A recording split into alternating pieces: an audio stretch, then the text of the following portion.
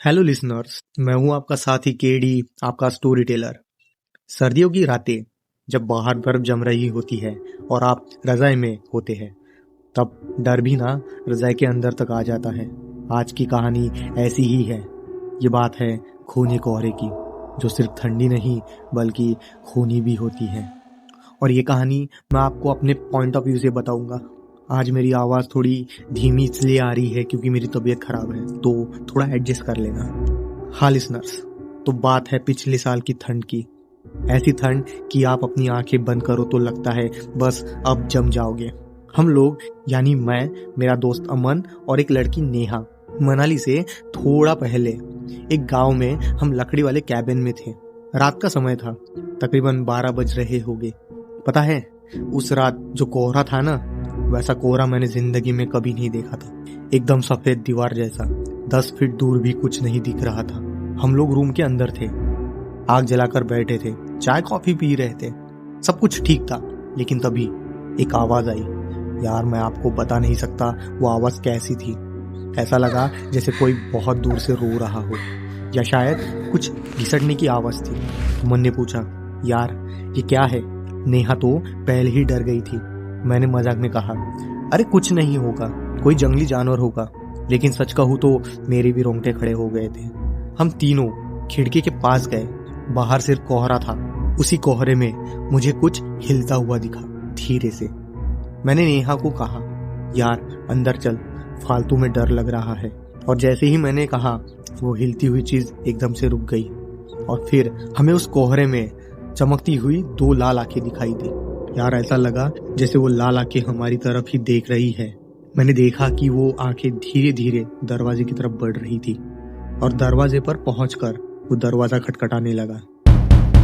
आवाज ऐसी थी कि जैसे कोई दरवाजा तोड़ना चाहता हो। हम सब वही जम गए थे, क्योंकि हमें पता था बाहर कोई इंसान नहीं था।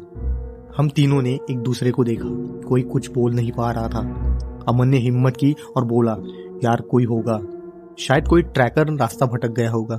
पर नेहा ने रोते हुए कहा, अमर, कोई इंसान इतनी जोर से दरवाजा नहीं पीटता।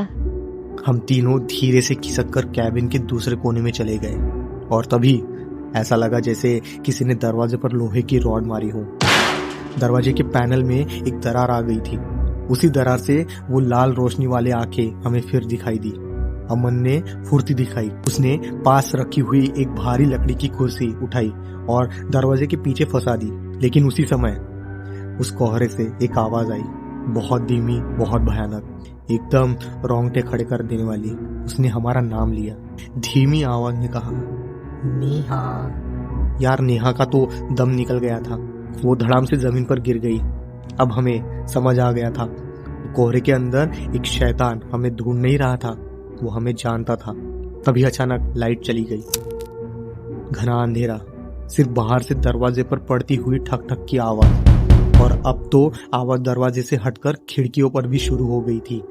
ऐसा लगा जैसे वो चारों तरफ से हमें घेर चुका हो।